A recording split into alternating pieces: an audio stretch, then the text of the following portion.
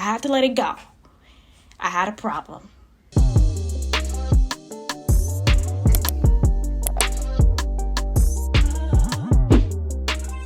What's up, guys? It's Jasmine, but my subscribers call me Jazz, and I'm about to get started with my day, and I figured why not come on here and show a little makeup look. This is my life. This is content, so you might as well film it.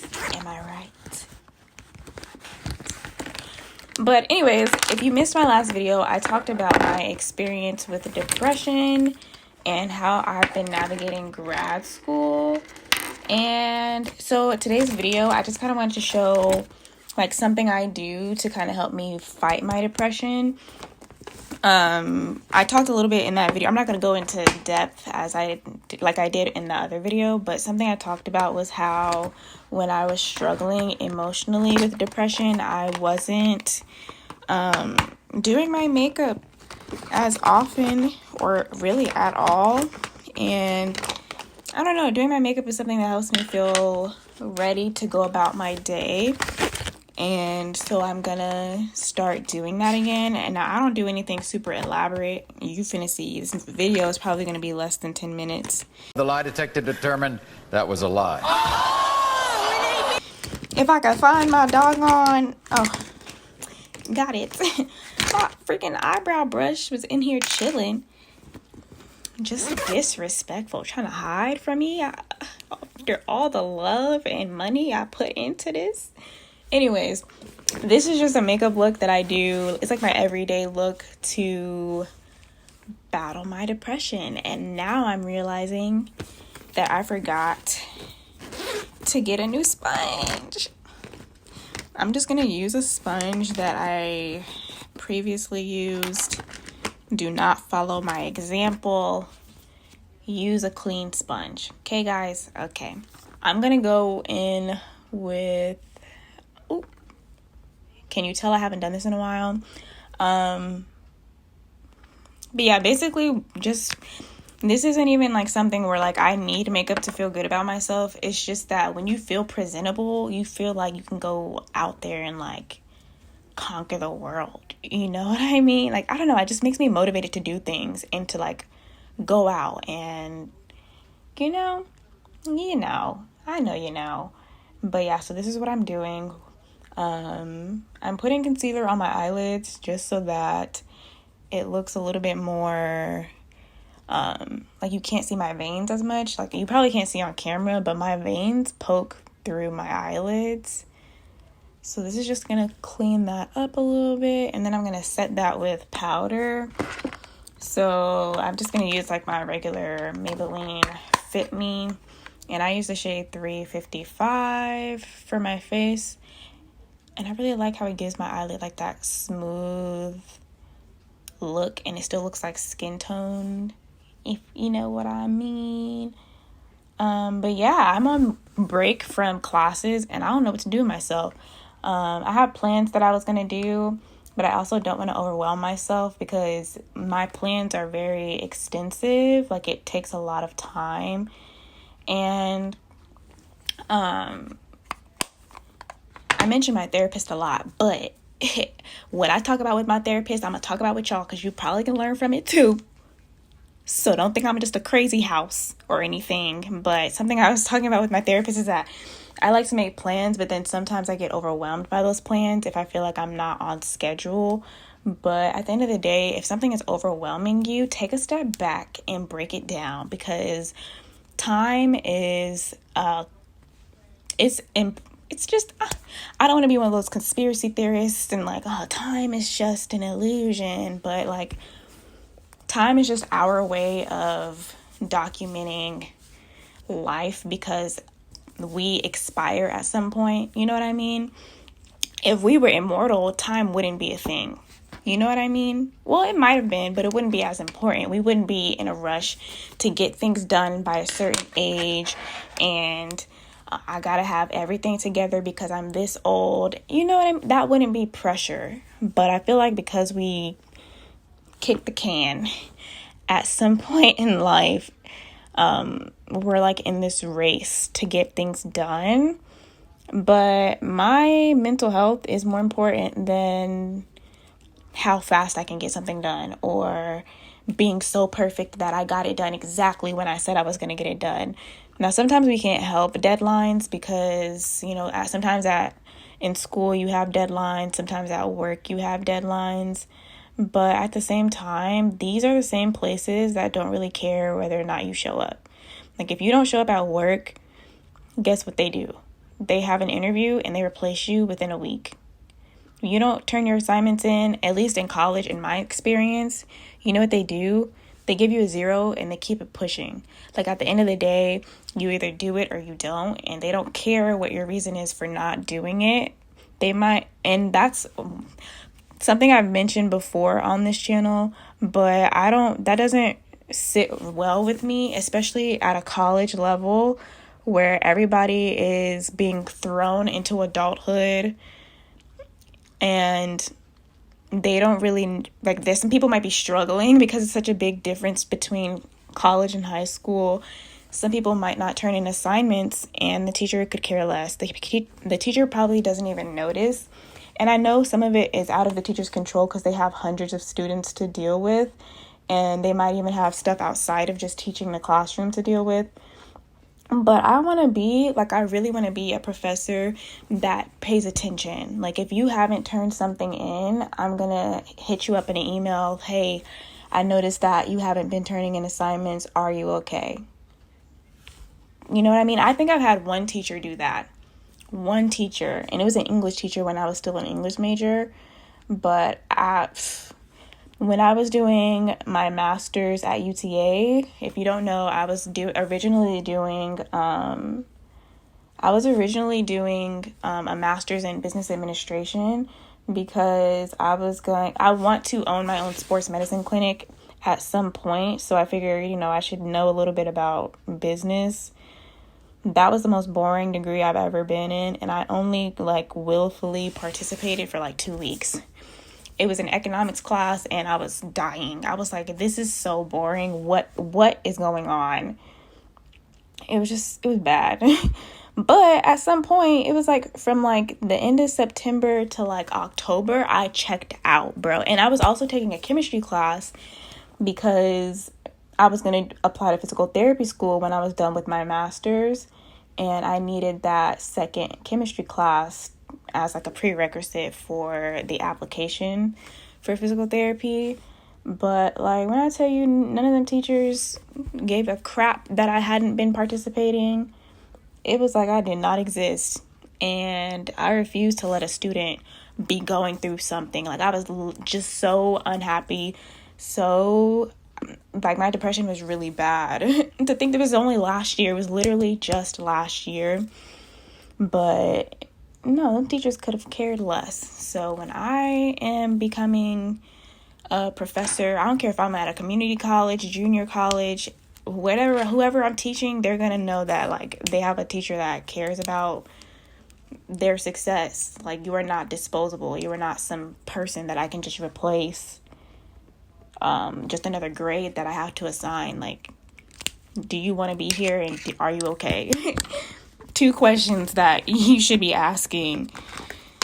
So, yeah, I say that to say I have stuff that I wanted to plan, or that I wanted to do while I'm on break, but I'm gonna enjoy my time off. So yeah, I have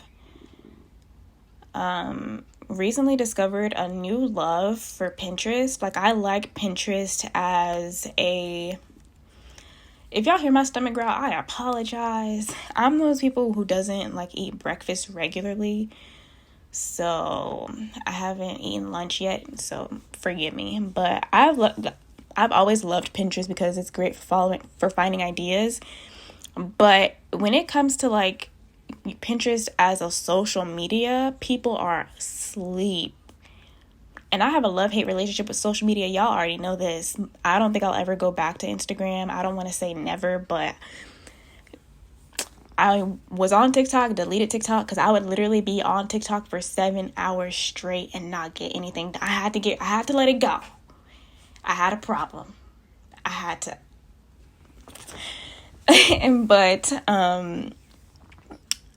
Yeah, so Pinterest, however, it has so much, it's like a search engine. Basically, you look up ideas. Sometimes I just be scrolling and I just pin stuff to board. It's just so therapeutic. But as a social media platform, people are asleep because people are getting so many views on their page, and that those views that they get drive traffic to like their website, their blog, whatever, right? And if those people have like things on their blogs and they have ads on their blogs, they're making hella money, right? And my blog isn't monetized yet because I don't have that much content on there. But just in general, I like Pinterest as a social media platform because in the past, my issue with social media has been that people don't interact. Like on Instagram, I would literally post stuff and people would, like, I would have some friends who would interact with me, but for the most part, people are just on social media to people watch. And so it didn't sit right with me that people would literally stare at, it's kind of like having people like watch your story and then leave. Does that make sense? Like, I'm watching your story, but I just want to see what you're doing. I don't really care how you're doing. I'm not going to interact with you. It was just there was no social about it. So it kind of made me feel like, why am I even here if we're not gonna like actually like develop cool connections with each other? But at the same time, I want to be seen. Like, I have creative stuff that I want to be seen, but I hate the feeling of, you know how Instagram shows you who saw your story. So when I'm seeing who saw my story and didn't interact, like if I had a poll or ask me a question, but I gave like a specific topic or something, and people would just look at it and not even, especially when it's your friends who not doing it, I was like, oh, okay. And then once you complain about it, then people want to step up and like do it like it's charity work. I'm not saying you always have to respond to people's stuff, but don't act like we don't be out here just people watching on social media. Like, that's all we do. We just tap through mindlessly. Pinterest, however, I feel like if there's a place where you can just browse and it's okay, it's Pinterest. Like, if I post stuff, I post it because all I want is for it to be seen. I don't care if you interact with it. They don't really pressure the algorithm to where, like, if you're not getting likes, you're not getting seen, or if you're not posting certain types of content, you're not being seen. For example, my Pinterest account that I have with the wallpapers, within like a week, I had like 3,000 like profile views just because I was posting illustrations. All you have to do really is just use keywords, if that makes sense. And if people are looking for that, they'll find it and they'll save it to their own boards. Like, I like that. There's no pressure to be out here flexing. There's no pressure to get that many likes. They don't really show you how many likes they show you how many likes you get, but it's not like this popularity contest. Nobody's going on Pinterest and going, ooh, how many likes did they get on this picture? Like, you see something you like and you pin it to a board, and maybe if some people tap on the picture, it'll take you to their website. I love that.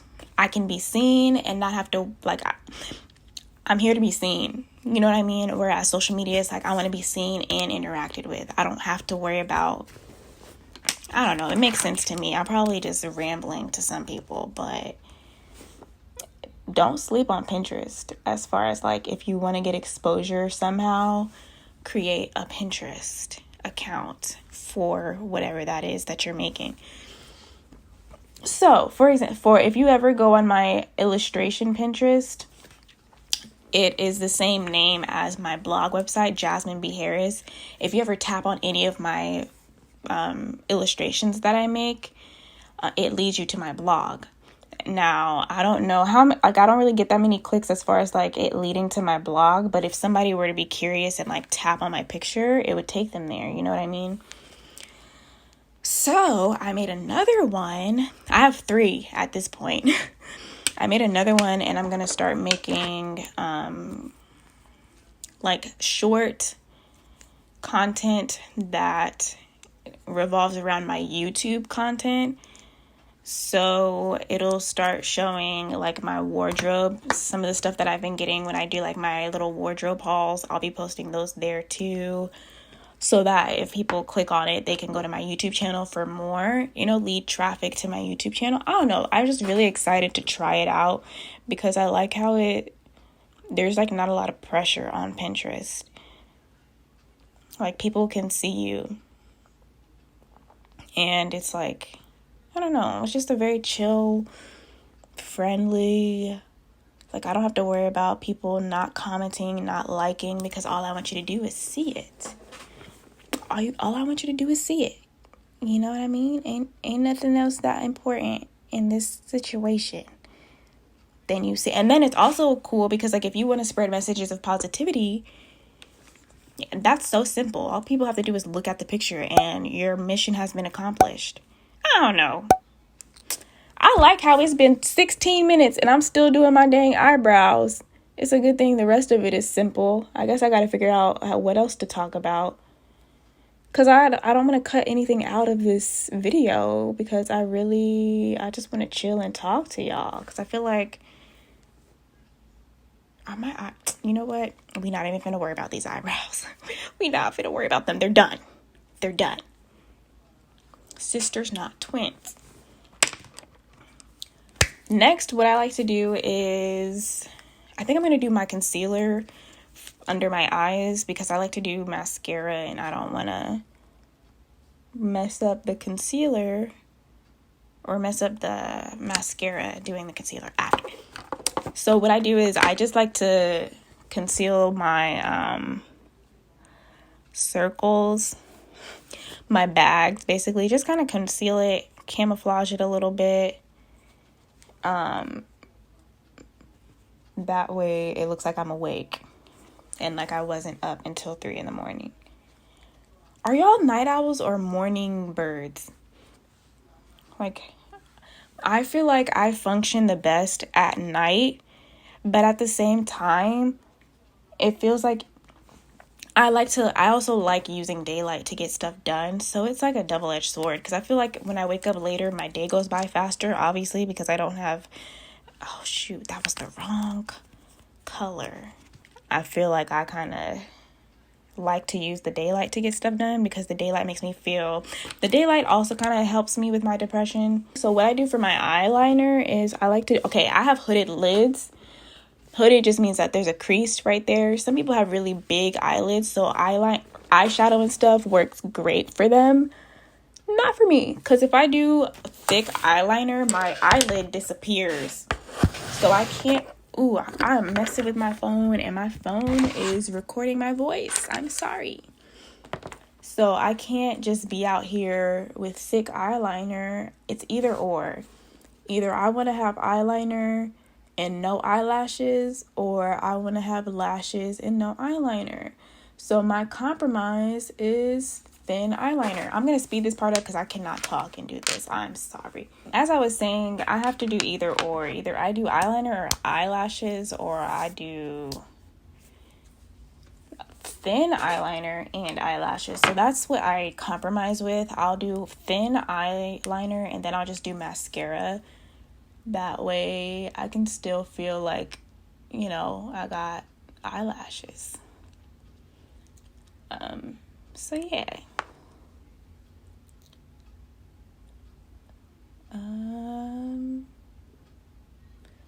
I like the way my face looks without makeup, but some days, you ever have those days where you look at yourself in the mirror and you be like, dang, I look good, and then you have those other days where you be like, god dang, like, what happened? Today was one of those days where I was like, yeah, I look good. So I bring that up to say, like, not everybody who puts on makeup feels like they need makeup. There's just a lot of power behind feeling presentable, that makes you want to like go and tackle your day, and that can make the world of a difference if you deal with depression. Because like even if you feel okay without makeup, that like putting on your makeup and it turning out great can like go the extra mile for you. And something I want to add, yesterday when I did my makeup, I tried to do like this eyeshadow look, and my eyeliner was really thick, and I was just looking at it and I didn't have anywhere to be. So typically I would have just like been like, you know what, whatever, and like dealt with it. But this time around I was like, you know what, even though I'm not satisfied with it, I'm going to redo it. I'm going to redo it, and I'm going to be happy with it the next time around, because I deserve to be satisfied with my makeup look. So I took the time to completely redo my makeup, and I liked it the second time around. And I feel like that's something you should do too. And it's hard to do when you feel like, when you've been in a habit of depression, mentally rather than emotionally, then that, I feel like that's something we end up doing. We tend to just cut corners in certain areas of our life where we deserve better. So if you're out there and you made it this far into the video, don't cut the corners, please. This eye, whenever I do the eyeliner or the whatchamacallit, it be looking weird. Like I feel like I can't get the actual eyelash. Oops, the mascara on the eyelash. That's what I meant to say. And then to finish it all off, I just throw on a little lip gloss, cause it's popping. My lip gloss is cool. And voila, my makeup is finished. And it's very simple, as you can see, but I just feel that much more presentable for my day. So yeah, that's my everyday look for fighting my depression. I don't have nowhere to go, but I look cute. You feel me?